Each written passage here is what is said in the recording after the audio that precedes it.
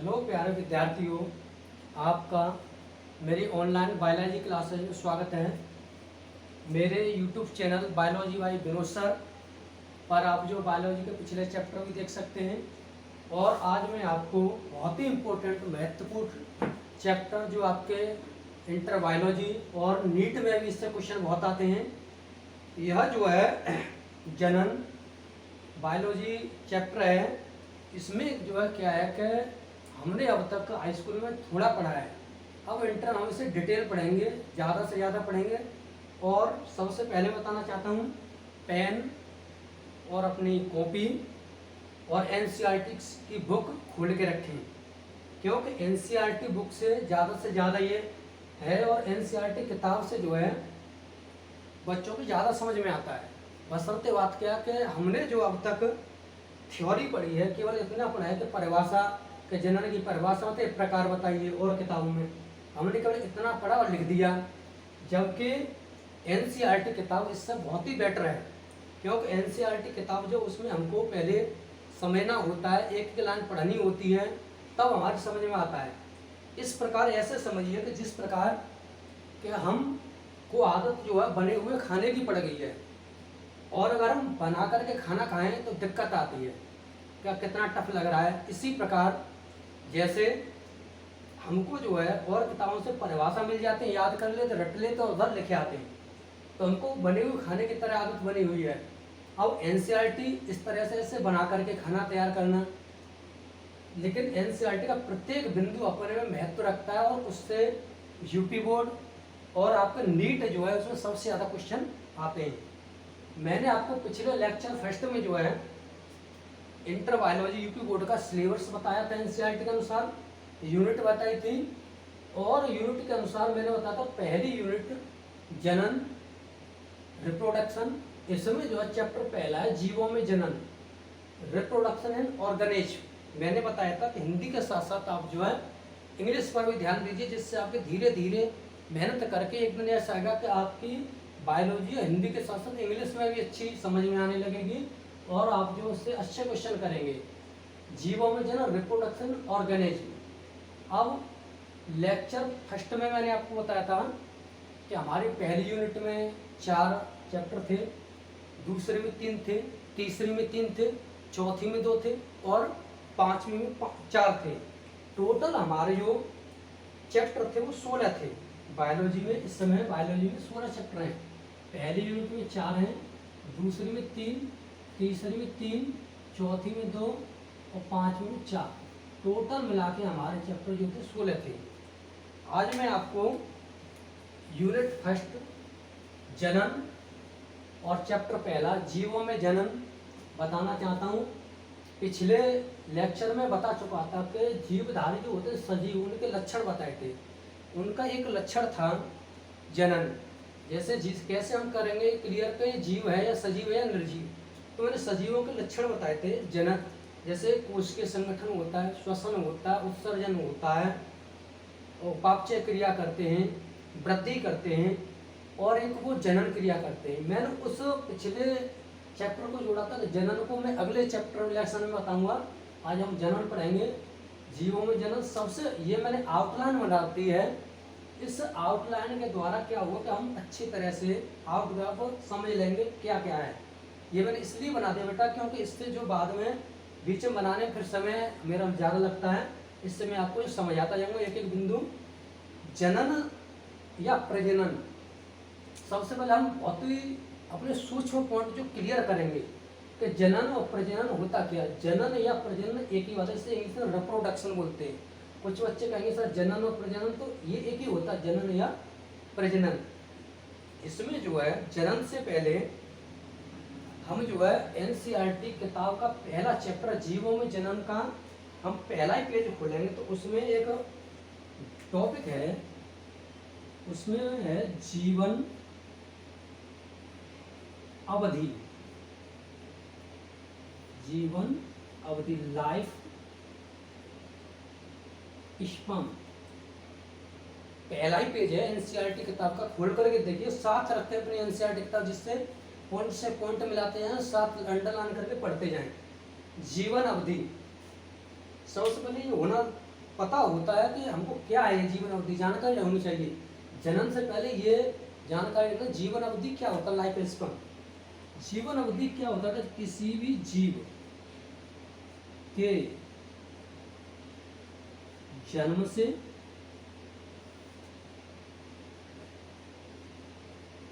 प्राकृतिक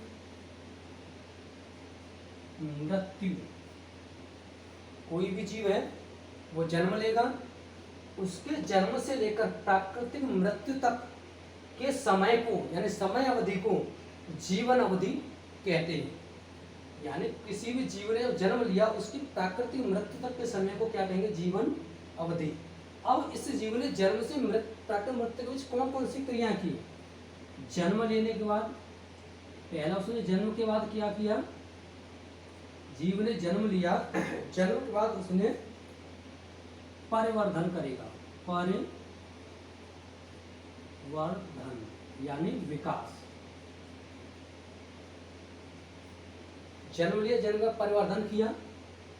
दूसरा, जब परिवर्धन करेगा तो वयस्क हो जाएगा, वयस्क अवस्था में आएगा। वयस्क के बाद जन्म करने योग्य हो जाएगा। जन्म के बाद फिर वो जीर्ण अवस्था में आ जाएगा, और जीर्ण होने के बाद फिर वह मृत्यु उसकी हो जाती है। या कोई भी जीव जो था उसने पहले जन्म लिया, जीव ने जन्म लिया, जन्म से प्राकृतिक मृत्यु तक के बीच कुछ घटना घटी, कुछ प्रक्रियाएं हुई। उन प्रक्रियाओं को कौन कौन सी प्रक्रिया को पहले होता है, परिवर्धन यानी विकास करेगा। विकास करने के बाद डेवलपमेंट होगा, धीरे धीरे वो वयस्क हो जाएगा। वयस्क के बाद जनन प्रक्रिया करेगा, फिर जीर्ण होगा, और फिर बाद में उसकी प्राकृतिक मृत्यु हो जाएगी। यह जो समय अवधि है इस बीच जो कहलाता है वो कहलाएगा जीवन अवधि।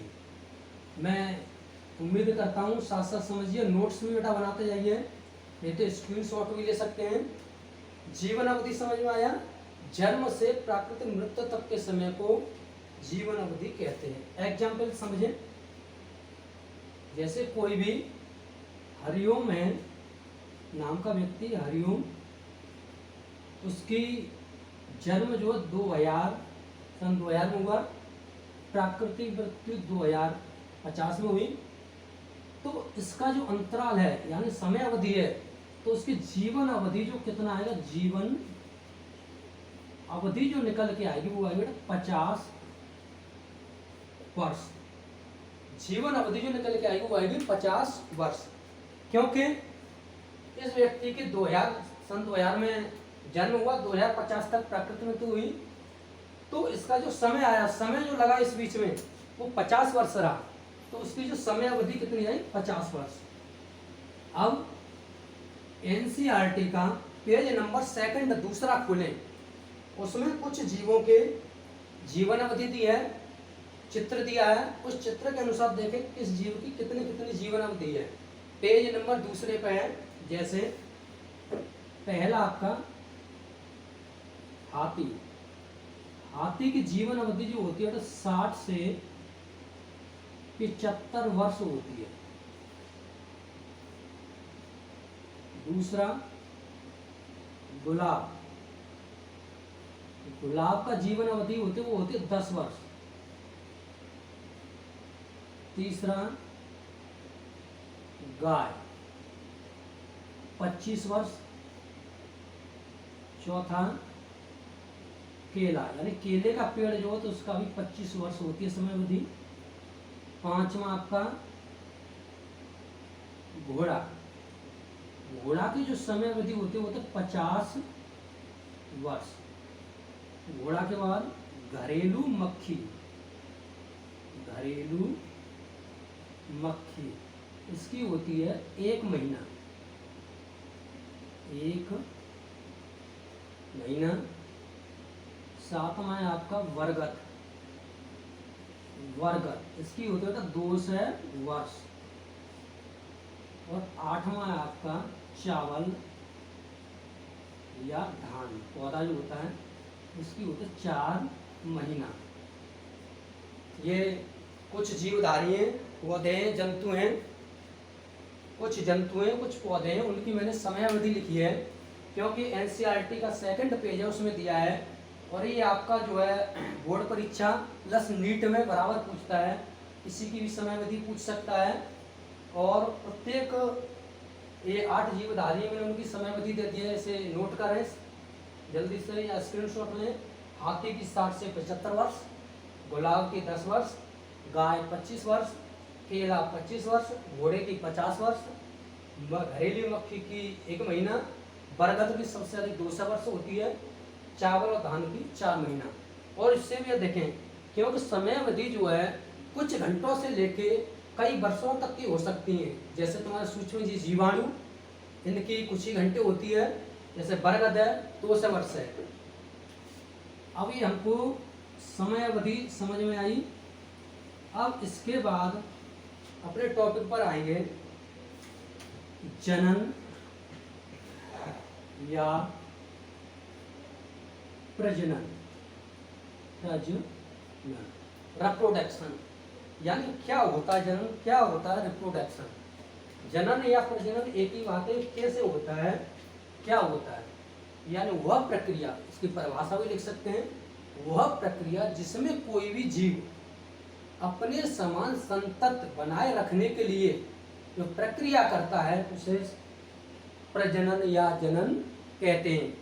जैसे कोई भी जीवधारी है, अपनी जो है प्रक्रिया, अपने संतति को बनाए रखने के लिए पृथ्वी पर अपना एक तरह से समझिए कि वर्चस्व रहे, उसको बनाए रखने के लिए प्रक्रिया करता है, वो जनन या प्रजनन। क्यों कोई भी जीव अपने समान संतति उत्पन्न जब ही करता है, वो प्रजनन क्रिया द्वारा ही कर पाता है। अब हम केवल इतनी परिभाषा लिखा के छोड़ देते हैं, जब तक क्वेश्चन और भी आ जाता कि जनन क्यों आवश्यक है, यानी जनन क्यों होना चाहिए। इसके लिए कुछ मैं इम्पोर्टेंट पॉइंट बताना चाहता हूँ। आप इन पॉइंटों को समझेंगे कि सर क्यों बता रहे हैं, लेकिन इनसे बहुत आगे देखना। एक दूसरे से लिंक जोड़ूंगा कि 2000 वर्ष पूर्व, 2000 वर्ष पूर्व किसकी उत्पत्ति हुई, ब्रह्मांड की। ब्रह्मांड, हमारे ब्रह्मांड की 2000 वर्ष पूर्व उत्पत्ति हुई। इसके बाद 450 वर्ष पूर्व किसकी उत्पत्ति हुई बेटा, पृथ्वी की। इसके बाद 200 वर्ष पूर्व किसकी उत्पत्ति हुई, जीवन की, यानी जीवन के पता चला 200 वर्ष पहले। फिर 1.5 वर्ष, करोड़ है बेटे, करोड़ लिख रहे, करोड़, 2000 करोड़ वर्ष पूर्व, हम इन्हें करोड़ में पढ़ेंगे। 2000 करोड़ वर्ष पूर्व ब्रह्मांड के बारे में पता चला। 450 करोड़ वर्ष पूर्व, करोड़ वर्ष पूर्व पृथ्वी के बारे में पता चला। 200 करोड़ वर्ष पूर्व जीवन की उत्पत्ति के बारे में पता चला। और 1.5 करोड़ वर्ष पूर्व मानव के पूर्वज का पता चला, यानी मानव के पूर्वज। समझना बेटा, बहुत ही इंपॉर्टेंट है। ये क्वेश्चन कई बार नीट में पूछा है कि पृथ्वी की उत्पत्ति कितने वर्ष पूर्व हुई थी। ये ऑब्जेक्ट यूपी बोर्ड में भी पूछता है और नीट में भी कई बार पूछा है, यानी 450 करोड़ वर्ष पूर्व पृथ्वी की उत्पत्ति हमें पता चली पृथ्वी के बारे में। अब ये पॉइंट है एक दूसरे से जुड़े हुए, इनसे क्वेश्चन भी बनते हैं। 2000 करोड़ वर्ष पूर्व हमें ब्रह्मांड के बारे में पता चला, 450 करोड़ वर्ष पूर्व पृथ्वी के बारे में पता चला, और 200 करोड़ वर्ष पूर्व जीवन के बारे में पता चला, और 1.5 करोड़ वर्ष पूर्व मानव के पूर्वज के बारे में पता चला। यानी मानव के जो पूर्वज थे उनसे लेकर आज आधुनिक मानव तक प्रक्रिया चल रही है। आज भी आधुनिक मानव अपना पृथ्वी पर वर्चस्व बनाए हुए हैं। अगर सोचिए आधुनिक मानव के पूर्वज से लेकर के या जनन क्रिया नहीं होती तो क्या आज मानव, आधुनिक मानव पृथ्वी पर होता? नहीं होता। इसीलिए जनन आवश्यक है। जनन इसलिए आवश्यक है कि उसकी पीढ़ी दर पीढ़ी संतत बनी रहे, उसकी संतत का वर्चस्व बराबर बना रहे। अब ये मैंने एनसीईआरटी के पहले और दूसरे पेज का जानकारी बता दी। अब हम जो है जनन पे आते हैं कि इस पृथ्वी पर 17,000 से भी अधिक जीवधारी हैं, जिसमें जंतु भी हैं और पौधे भी हैं। अब क्या हम सोचते हैं कि सभी जीवधारियों में जनन एक समान होता है? तो हम लगाएंगे कि सभी जीवधारियों में जनन एक समान नहीं होता। तो आज हम यही जनन की प्रक्रिया पढ़ेंगे। जनन मुख्य रूप से दो प्रकार का होता है। जनन की जो विधि है मुख्य रूप से दो प्रकार का होता है, अलैंगिक जनन या अलिंगी जनन या एकल जीव जनन, जैसे एसेक्सुअल रिप्रोडक्शन बोलते हैं। दूसरा लैंगिक जनन या लिंगी जनन, इसे सेक्सुअल रिप्रोडक्शन बोलते हैं। क्या बोलते हैं? Sexual reproduction. अब कहेंगे सर हमने तो एक लिंग अलैंगिक ही पढ़ा है, अलैंगिक जनन। बेटा जिस प्रकार किसी भी कैदी का नाम पुलिस के रजिस्टर में सब नामों से जुड़ा होता है कि कौन कौन से उपनाम है, इसी प्रकार हमें कोई टॉपिक है उसके ये भी जानकारी रखनी चाहिए कि इसे और किस नाम से जानते हैं। आपको केवल जानकारी है अलैंगिक जनन, और उसने पूछ लिया कि अलैंगिक जनन क्या होता है, तो हमारा दिमाग घूम गया कि हमको तो केवल अलैंगिक जनन ही जानकारी थी, जबकि अलैंगिक जनन, अलिंगी जनन और एकल जीव जनन इसका नाम है, इसी का नाम है। अब अलैंगिक जनन होता क्या है ये हमें जानकारी पहले रखनी है। अलैंगिक जनन जैसा नाम से बता रहा है, इसमें जो है केवल एक ही जनक की आवश्यकता होती है। अलैंगिक जनन इसमें जो है जनक जो होते हैं केवल एक ही होता है, एक ही जनक के द्वारा अलैंगिक जनन होता है। और लैंगिक जनन इसमें जनक दो विपरीत लक्षणों वाले होते हैं। अब इसमें अलैंगिक जनन की जो विधियां हैं वे बताना चाहता हूँ। विखंडन, पहले उसकी विखंडन, दूसरी है मुकुलन, तीसरी है विखंडी जनन, चौथी है पुनरुत्थ भवन, पांचवें बीजाणु जनन, चौथी है कायिक प्रवर्धन। अब ये 10वें में हमने केवल यहाँ तक पढ़ के छोड़ दिया था, ऊपर ऊपर से अलैंगिक जनन और लैंगिक जनन, लैंगिक जनन अलैंगिक जनन में अंतर। लेकिन जब इंटर है और नीट की भी कुछ बच्चे आगे तैयारी करेंगे, इससे ही आगे हमको बेस मिलेगा, तो उसकी हमें डिटेल जानकारी डीपली चाहिए, डीपली पढ़ना चाहिए। क्योंकि एनसीईआरटी में केवल यही एक अच्छा है, उसमें बहुत ही पॉइंट बिंदु एक एक करके अच्छे दिए, बस समझना है। विखंडी जनन पहला देखेंगे, विखंडी जनन क्या होता है।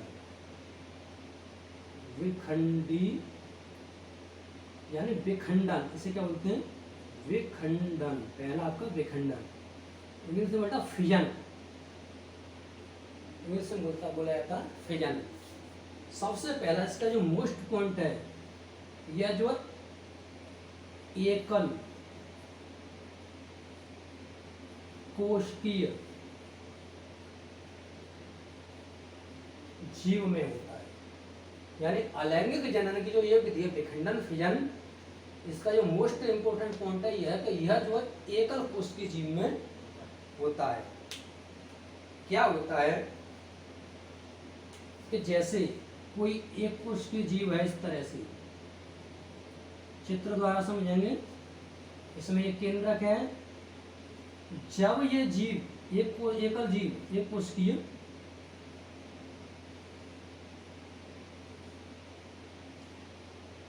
दो जीव बना लेता है, एक कोशिका से दो जीव बना ले, यानी एक जीव से दो जीव बने, तो उसे क्या बोलते हैं? द्विखंडन या द्वि विभाजन। यह क्या कहलाएगा? द्वि खंडन। वैसे द्वि विभाजन बोलते हैं बाइनरी फिजन। इसे क्या बोलेंगे? बाइनरी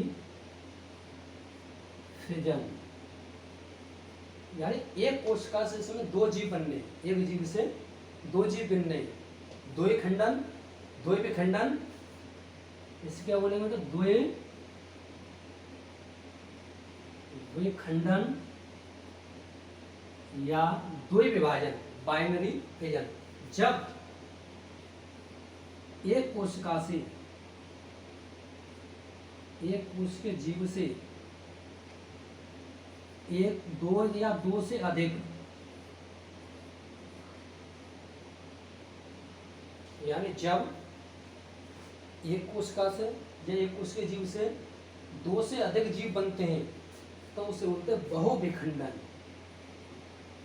बहुविखंडन।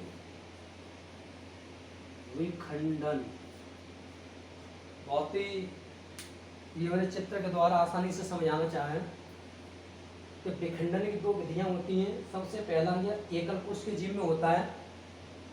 जब एकल कोश के जीव के द्वारा दो जीव बने तो दो विखंडन बोलते हैं, और जब दो से अधिक जीव बने तो बहुविखंडन बोलते हैं, मल्टी फिजन। अब इसका एग्जाम्पल पूछा कई बार, इसके एग्जाम्पल क्या है? दो विखंडन का पहला आपका यूग्लिना, पहला एग्जाम्पल है यूग्लिना, दूसरा है पैरामीशियम। ये नीट में कई बार पूछा जाता है कि पैरामीशियम में किस प्रकार का जनन होता है, या निम्न में से द्वि विखंडन जनन कौन सा जीव करता है? तो यूग्लिना और पैरामीशियम, दो जीव कौन कौन से? यूग्लिना और पैरामीशियम। अब बहुविखंडक दो से अधिक जब जीव बनते हैं तो इसमें बहुविखंडक के एग्जाम्पल है अमीबा और प्लाज्मोडियम, क्योंकि संघ प्रोटोजुआ के जो जंतु हैं वो एक कोश के जीव हैं। सबसे पहले हमको ये ध्यान रखना है, एक कोश के जीव संघ प्रोटोजुआ के हैं, इसलिए जो है उनमें विखंडन द्वारा जनन होता है, बहुविखंडन का अमीबा और प्लाज्मोडियम।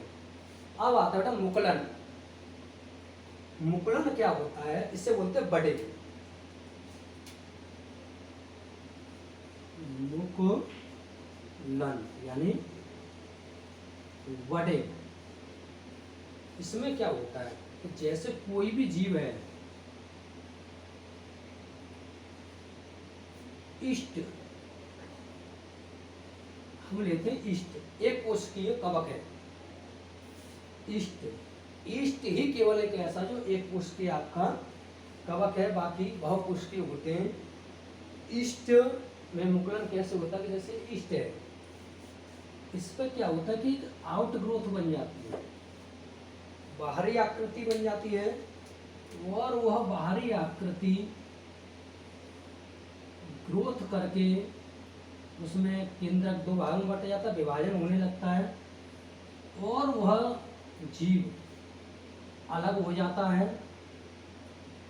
और धीरे धीरे वृद्धि करके एक पूर्ण जीव में परिवर्तित हो जाता है। मुकुलन समझे कि कोई भी जो जीव होता है, जैसे हाइड्रा है, ईस्ट है, इसका आपका एग्जाम्पल ईस्ट है और एक हाइड्रा है। ईस्ट एक कोशिकीय कवक है, हाइड्रा ईस्ट कोई भी ले सकते हैं, जैसे ईस्ट है, क्योंकि आपकी एनसीईआरटी में देखना एग्जाम्पल ईस्ट है। ईस्ट पर कोई आउट ग्रोथ है, इस पर क्या होता है, कोई बाहरी वृद्धि बन जाती है, मुकुल बट की तरह बन जाती है। वह वृद्धि आउट ग्रोथ जो है धीरे धीरे केंद्रक विभाजन द्वारा, पहले केंद्रक विभाजन होता है, फिर कोश का विभाजन होता है। केंद्रक विभाजन के बाद उसके कोश का द्रव्य का विभाजन होता है, और वह आउट ग्रोथ वृद्धि करती है, और वृद्धि करके एक पूर्ण जो है जीव बना लेती है। इसका आपका एग्जाम्पल है ईस्ट और हाइड्रा। अगला आपका विखंडी जनन।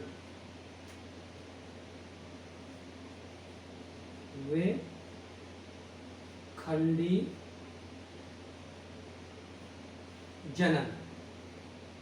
अब बहुत से बच्चे यही समझेंगे कि सर ने दो बार लिख दिया विखंडन और विखंडी जनन, लेकिन हमें समझना यही है कि दोनों में बहुत अंतर है, विखंडन और विखंडी जनन में। बेखंडन और विखंडी जनन में अंतर है। अब क्योंकि हमने केवल हाई स्कूल में आधा ही पढ़ा था, अब हमें डीपली पढ़ना है, तो सबसे पहले हमको ये समझना बेखंडन और विखंडी जनन होता क्या, क्या अंतर है।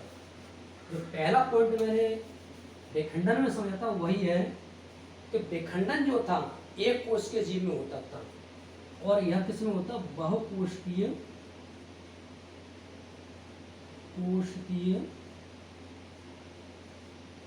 जीव में।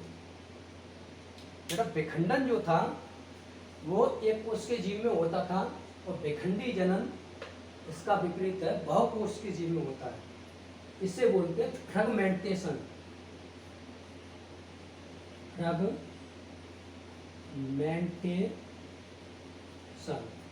इसमें क्या होता है तो, और यह दूसरा पॉइंट परिपक्व जीव, इसमें जीव कैसा होता है, परिपक्व होता है, बहुकोशिकीय होता है।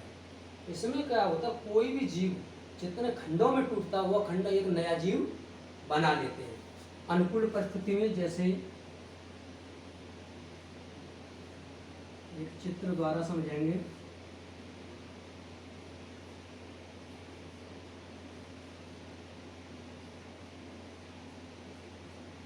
स्पाइरोवायरा, शैवाल है, ग्रीन शैवाल। स्पाइरोवायरा को जैसे 3 भागों में काटा, 3 टुकड़ों में टूटा, और प्रत्येक टुकड़े से, खंड से प्रत्येक खंड से एक पूर्ण जीव बन जाएगा। समझना बेटा बहुत ध्यान से। विखंडी जनन में क्या होता है और विखंडन दोनों में अंतर है। पहला यह बहुकोशिकीय जीव में होता है और परिपक्व जीव में होता है। जैसे स्पाइरोकायरा मैंने एग्जाम्पल दिया, स्पाइरोकायरा जो है इसे 3 खंडों में से हमने तोड़ा, तो प्रत्येक खंड अलग अलग एक पूर्ण जीव बना लेता है। इसे बहुकोशिकीय विखंडी जनन कहलाता है। इसका आपका एग्जाम्पल विखंडी जनन का जो है स्पाइरोकायरा और यूरोथ्रिक्स जो ग्रीन एल्गी है। चौथा है आपका पुनरुद्ध भवन। पुनरुद्ध भवन यानी रीजनरेशन। पुनरुद्ध भवन,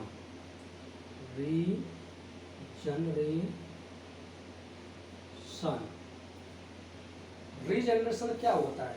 पुनरुद्ध भवन, इसमें या तो जीव जो है टूट करके अधिक टुकड़ों में नया जीव बना लेगा, या किसी जीव का कोई अंग कट करके उसकी जगह नया जीव उसी प्रकार एक अंग आ जाएगा। समझना, 2 प्रकार से समझा रहा हूँ। पुनरुद्ध भवन में जैसे कोई भी जीव जो कट जाए या अधिक भागों में टूटे तो वो उतने ही जीव बना लेगा, या उसका कोई अंग टूटे शरीर का तो वह शरीर का अंग पुनः वापस आ जाता है, जिसे पुनरुद्ध भवन कहते हैं। इसका एग्जाम्पल प्लेनेरिया और हाइड्रा। कई बार ये नीट में पूछा है कि सबसे अधिक पुनरुद्ध भवन की क्षमता किस जीव में होती है। क्वेश्चन समझना, नीट में भी पूछा और यूपी बोर्ड में भी पूछता है कि पुनरुद्ध भवन की क्षमता सबसे अधिक किस जीव में पाई जाती है। सबसे अधिक जो पुनरुद्ध भवन की क्षमता होती है, सबसे अधिक वो होती है प्लेनेरिया में। प्लेनेरिया वेरी इंपॉर्टेंट है। जैसे जितना स्टार देंगे उतना ही वेरी इंपॉर्टेंट, बेटा नोट कर लेना अपनी कॉपी में। वेरी इंपॉर्टेंट, सबसे अधिक जो पुनरुद्ध भवन की क्षमता प्लेनेरिया में पाई जाती है। क्योंकि प्लेनेरिया को जितना आप चाकू से काटोगे उतने नए जीव बन जाते हैं। प्लेनेरिया के बारे में कहावत की जाती है कि ये चाकू की धार पर अमर होता है। प्लेनेरिया संघप्रोटो जो ऐसा जीव है जो चाकू की धार पर अमर होता है। जितने इसके टुकड़े चाकू से करेंगे उतने ही जीव बन जाते हैं। इसलिए सबसे अधिक जो पुनरुद्ध भवन की क्षमता इसमें होती है प्लेनेरिया में। इसका एग्जाम्पल प्लेनेरिया और हाइड्रा। एक क्वेश्चन और पूछता है कि मानव शरीर के किस अंग में सबसे अधिक पुनरुद्धार क्षमता होती है? यानी मानव शरीर के किस अंग में, ये भी क्वेश्चन कई बार पूछा है कि मानव शरीर के किस अंग में सबसे अधिक होती है पुनरुद्धार होने की क्षमता। ध्यान रखना बेटा, यकृत यानी लेवर, लेवर में जो है पुनरुद्धार होने की क्षमता सबसे अधिक होती है। अब अगले उस पे आते हैं अपने पॉइंट पे। नंबर 5 है आपका बीजाणु जनन। 5 में आपका बीजाणु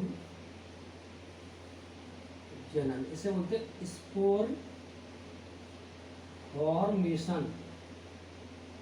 स्पोर फॉर्मेशन, इसमें क्या होता है बेटा बीजाणु जनन में कि जैसे कोई भी जीव है, कोई भी जो जीव होता है उसके कायिक शरीर जो है एक कोशिकीय एक सेल कोशिका से बन जाता है और अनुकूल परिस्थिति आने पर वह जो फट जाता है और उससे नए जीव का निर्माण हो जाता है। एग्जाम्पल क्लेमाइडोमोनास और पेनिसिलियम। इसमें 2 प्रकार के स्पोर बनते हैं बीजाणु, एक चल बीजाणु, चल बीजाणु, दूसरा अचल बीजाणु। एक एनसीईआरटी में चित्र है इस तरह का, देख रहे होंगे, वो आपका क्लेमाइडोमोनास का है जिसमें चल बीजाणु मूवमेंट करते हैं बीजाणु। अगला है आपका और लास्ट कायिक प्रवर्धन। कायिक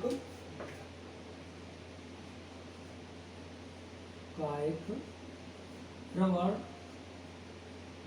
यानी वेजिटेटिव प्रोपेगेशन। ये क्या होता है वेजिटेटिव प्रोपेगेशन है कायिक प्रवर्धन। इसमें क्या होता है कि पौधे के कायिक भाग यानी जड़, तना और पत्ती द्वारा जब जनन होता है तो उसे कायिक प्रवर्धन कहते हैं। पौधे के यानी कायिक अंग जड़, तना और पत्ती द्वारा जब जनन होता है तो उसे कायिक प्रवर्धन कहते हैं। कायिक प्रवर्धन 2 प्रकार का होता है, प्राकृतिक एक कृत्रिम। प्राकृतिक कायिक प्रवर्धन जैसे तना द्वारा, इसका एग्जाम्पल आलू, अदरक। आलू का जो तना है उसे जमीन में गाड़े उससे पहले एक नया पौधा विकसित हो जाता है।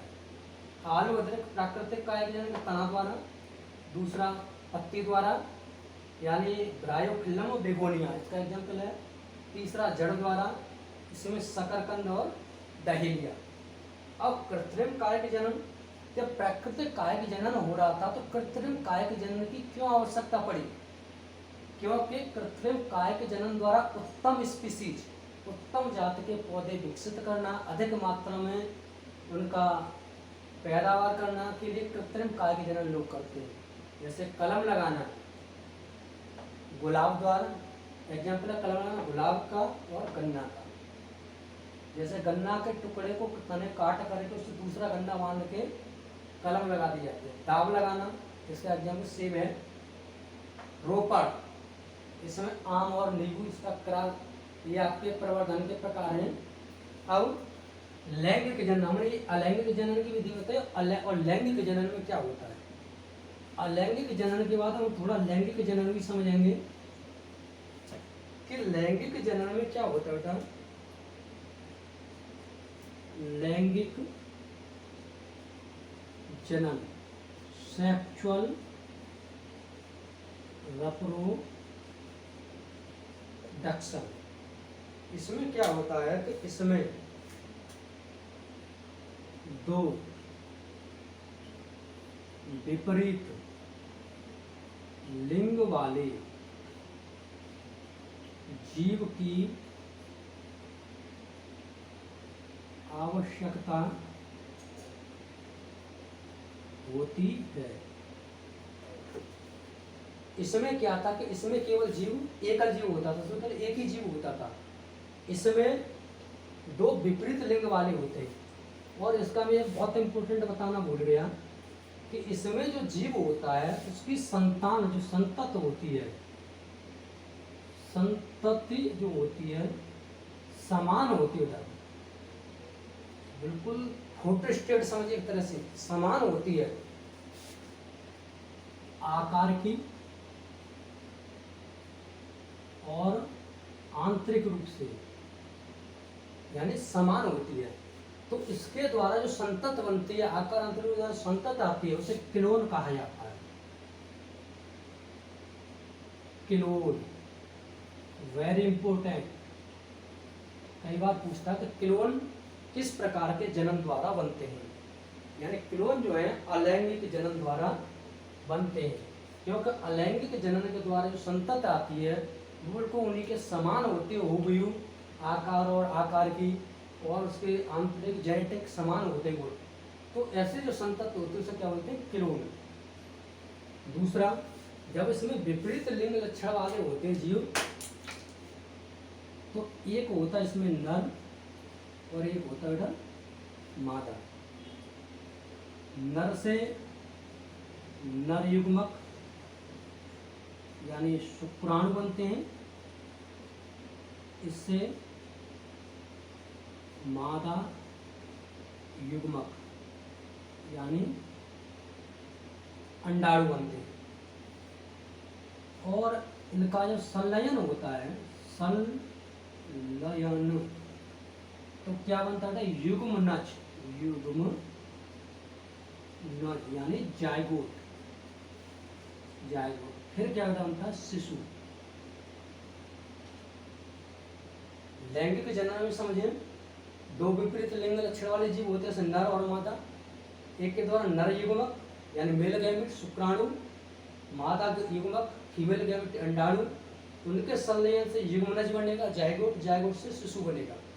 अब इसमें क्या होगा? शिशु जो है अपने जनक के समान नहीं होगा, इसमें क्या होगा? तीसरा पॉइंट, विविधता होगी, विविधता यानी भिन्नता आएगी, भिन्नता। इसमें जो है शिशु जो है यानी संतान अपने जनक से भिन्न आएगा, इसमें यानी भिन्नता आएगी। और अलैंगिक जनन का जो जीव है, संतत है, वो अपने जनक के समान होता है और उसमें कोई भिन्नता नहीं आती। अगर नहीं समझ में आते, एक एग्जाम्पल है कि जैसे हमने कोई लाल बैलून लिया, इधर एक लाल और सफ़ेद बैलून लिया, लाल और सफ़ेद बैलून, इसका एक हमने भाग काटा और फुलाया, तो जो बैलून आएगा वो लाल रंग का आएगा। और इन दोनों का जब भाग काटा और मिश्रण किया तो बैलून आएगा वो गुलाबी रंग का आएगा। यानी इसमें संतान के बीच विविधता आएगी, इसमें हुबहू सेम आएगा।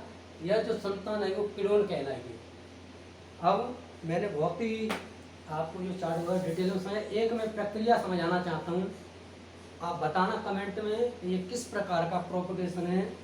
जैसे आपका ये अंगूठा है, ये अंगूठा जिस इस तरह से, जैसे देखना, एक प्रक्रिया दे रहा हूँ प्रैक्टिकल, ये आपका अंगूठा इस तरह से कट गया